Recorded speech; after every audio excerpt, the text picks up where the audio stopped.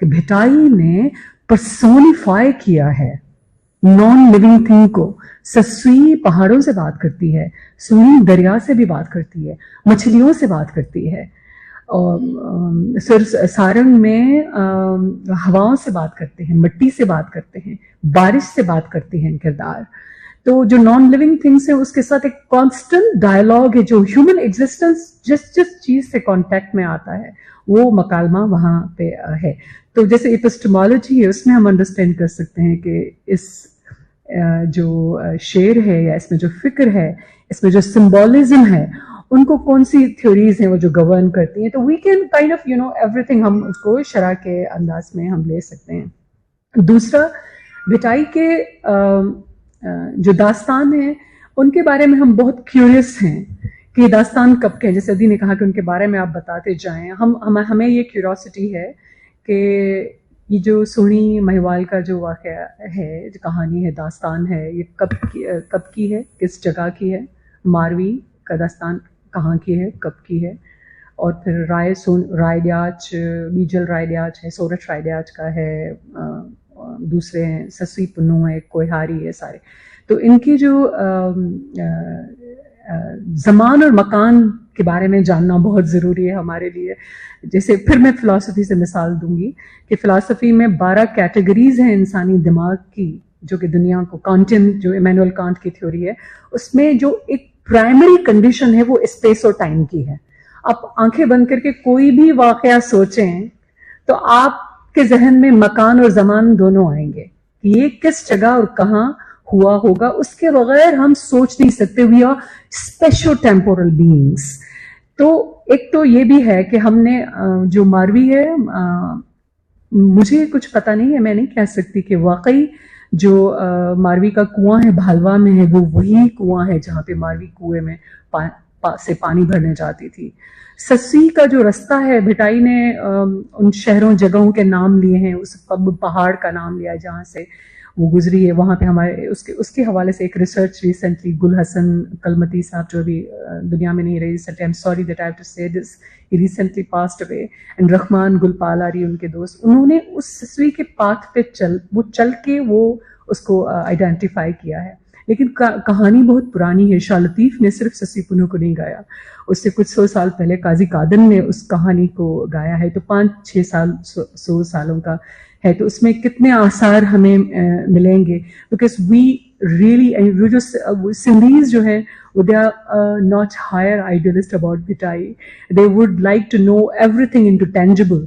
हम कोई भी कहानी उसको हम टेंजिबल देखना चाहते हैं, उसके तारीख ढूंढने जाएंगे, नहीं मिलेगी तो तुक्के लगाएंगे, कंजेक्चर्स करेंगे और कहानी ढूंढ के लेके आएंगे कि दिस इज इट, और उस पर रिसर्च भी करेंगे और मिल भी जाएगी और हो सकता है ना भी मिले। सो एक तो ये चीजें हैं, 3 पॉइंट्स मैंने आपको बताया। दूसरा मैं आपको ये बताना चाहूंगी कि भिटाई का एक अपना आइडियलिज्म है। शायरी बहुत आइडियलिस्ट होती है और भिटाई का अपना आइडियलिज्म है। सबसे पहले आइडियलिज्म जो भिटाई का आदर्शपन जिसको मैं कहूँ वो ये है कि वो बहुत हैरत अंगेज है। भिटाई की अपनी फैंटेसी है, Bhittai has his own imaginative प्राउस।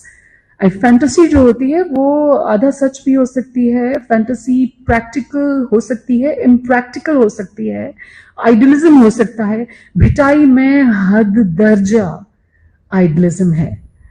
और नंबर 1, सो मैं एक ट्राइपार्टाइट और 3 pronged प्रेमिसेस बता रही हूँ भिटाई के आइडियलिज्म के, जो कि मैं समझती हूँ कि इस तरह भिटाई है। सबसे पहले उसमें एक सुप्रीम फॉर्म ऑफ आइडियलिज्म है, नंबर 1। नंबर 2, वो आइडियलिज्म आपको चेंज करती है, आपको तब्दील करती है, आपके अंदर में तलातुम मचाती है।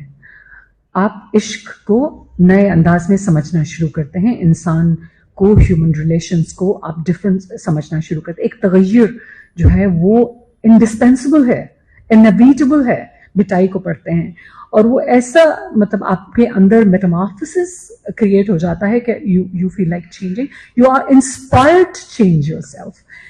2, थर्ड प्रेमिस ये है कि वो जो आइडियलिज्म है आपको इर्तिका देती है, वो आपको प्राइमरी स्टेज से आगे दूसरी स्टेज तक लेके जाती है।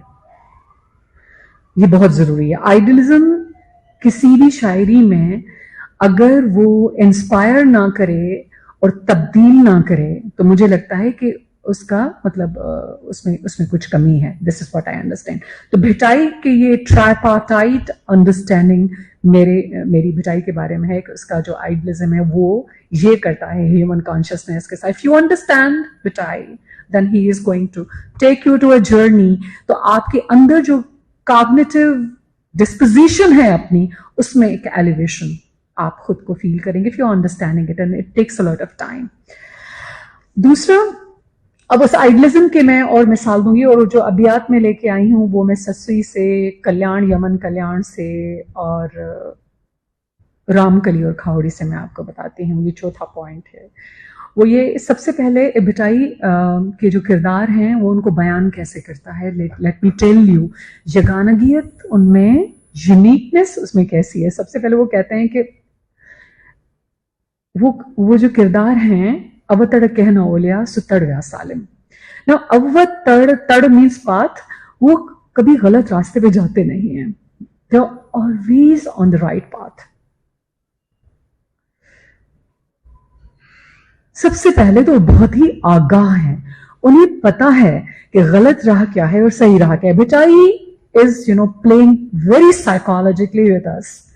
नफ्सियाती तौर पे एक साइकोलॉजी में हम फ्रेज इस्तेमाल करते हैं, गेस्टॉल्ट इफेक्ट. गेस्टॉल्ट इफेक्ट में आपको जुजियात दी जाती हैं और जुजियात में से आप टोटलिटी और मैसेज का टोटो समझने की कोशिश करते हैं. So Bhitai is playing with, he doesn't say कि गलत रास्ता कौन सा, वो ये नहीं बताते कि सही रास्ता कौन सा, ही डजंट टेल, बट इससे वो आगाह हैं और उनको पता है कि गलत राह और सही राह कौन सी है, और वो हमेशा जो है वो सही रास्ते पे हैं. Number one, they never drift, they're so erudite, so they never drift to the wrong path.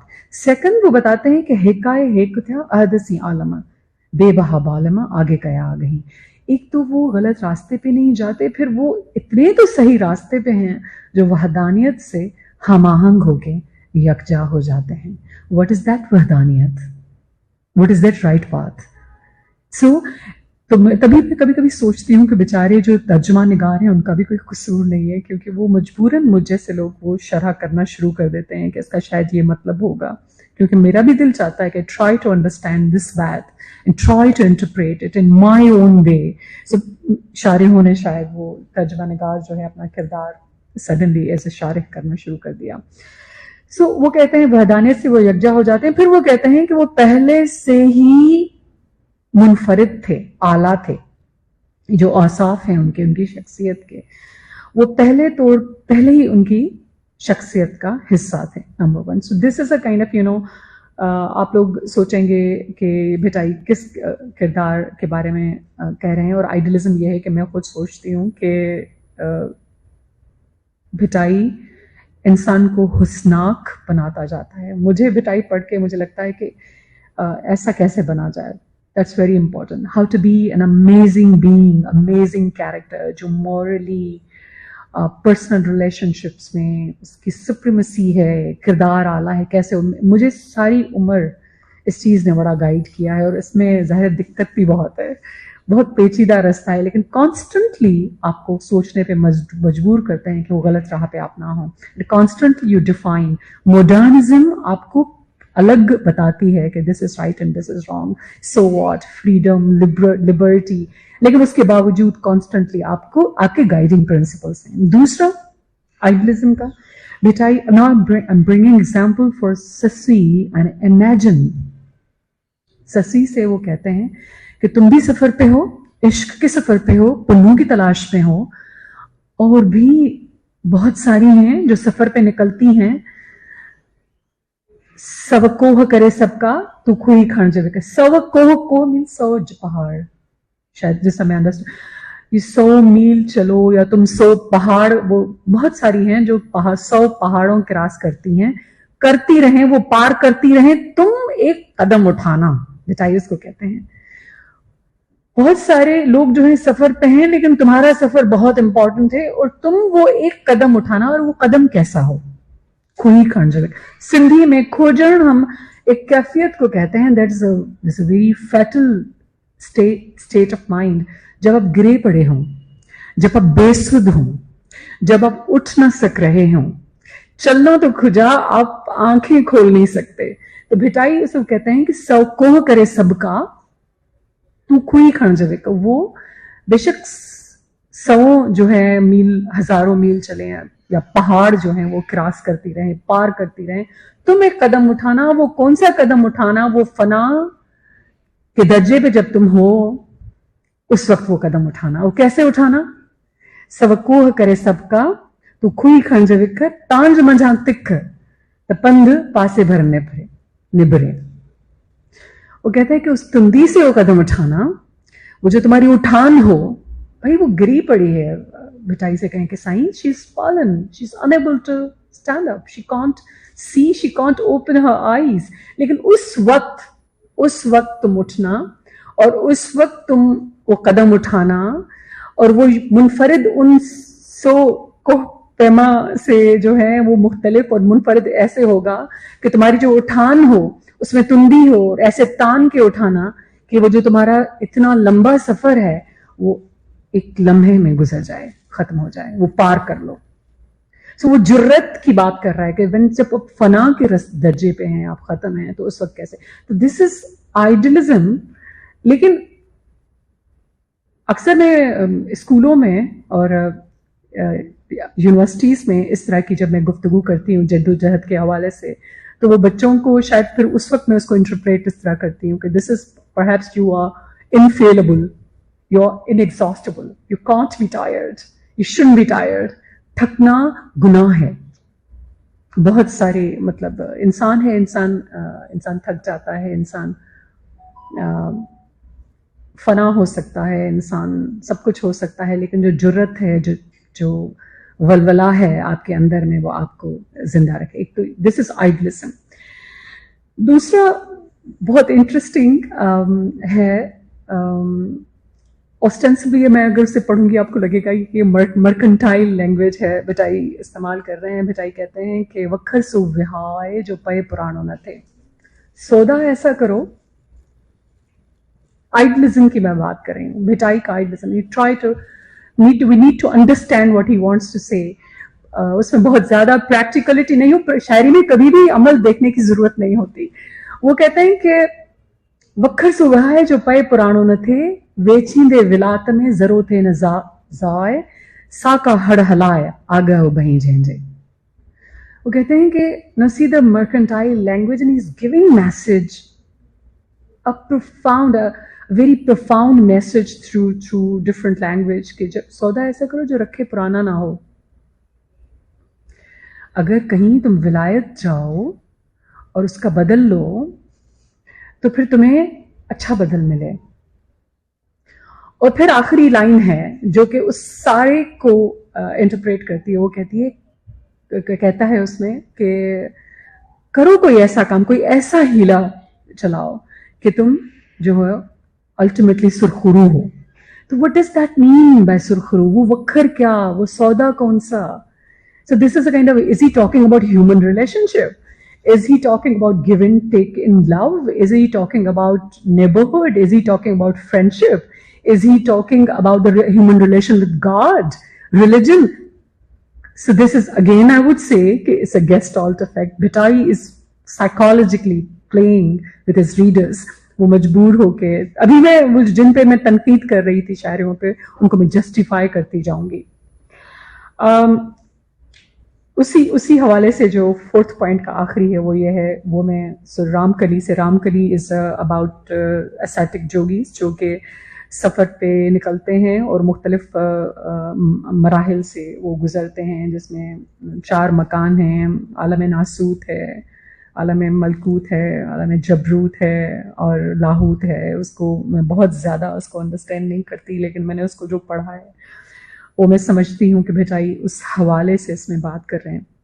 Bhittai कहते हैं कि हु जे था हर केस तन लगे की न लिबास सी। वो जोगी जो हर रंग या सब रंग बन गए हैं, उनको लिबास से, पोशाक से, बंधन से कोई गर्ज नहीं। वो जो हर रंग बन गया, हर केस बन गए हैं, वो उनको किसी लिबास से और पोशाक से उनको कोई गज नहीं, वतन विली रेस लाहौती लतीफ चाहे, और वो असल में लाहौती हैं। अच्छा, लाहौती अपेरेंटली आप जब आलम नासूत की बात करते हैं तो दैट्स अबाउट द वर्ल्ड, आलम मलकूत, आप फरिश्तों की दुनिया की बात करते हैं। मैं तसव्वुफ को जितना थोड़ा बहुत मैं पढ़ी हूँ उसके हवाले से मैं बताऊँ, और फिर आलम जबरूत, that is the place of अरवाह, एंड आलम लाहूत, that's you become one with the beloved, that is हच्चारसू जो है वो महबूब है वहां पे, और कुछ नहीं है। तो वो कहते हैं कि जो सब रंग अख्तियार किए इस दुनिया में फिर रहे हैं, उनको दिखावे से, शोशा से या बंठन से कोई लगाव नहीं है, और वो एक्चुअली जिस तरह से फकीराना लिबादा पहने घूम रहे हैं, वो दरअसल लाहौती हैं, वो अपने महबूब से यकजा हो गए। तो this is a kind of idealism of पिटाई। नाउ मैं इंटरप्रेट नहीं कर रही इसको, मैं खुद आपके सामने ये कबूल करती हूँ कि मुझे ये अपने तरीके से मैं हर बार इसको मुख्तलिफ अंदाज में समझती हूँ। तो ये जो सही रास्ता गलत रास्ता, ये वो जो 100 जो पहाड़ पार करने की बात करके कंपेयर कर रहे हैं एक कदम से, वो कौन सा कदम उठाना है, वो क्या रविश की बात कर रहे हैं, मुख्तलिफ लम्हों में आपकी वज़ादारी की बात कर रहे हैं। I don't know what Bhittai is saying, but you know we have kind of open space for the interpretation, जिस तरह हम चाहें हम उसको करें।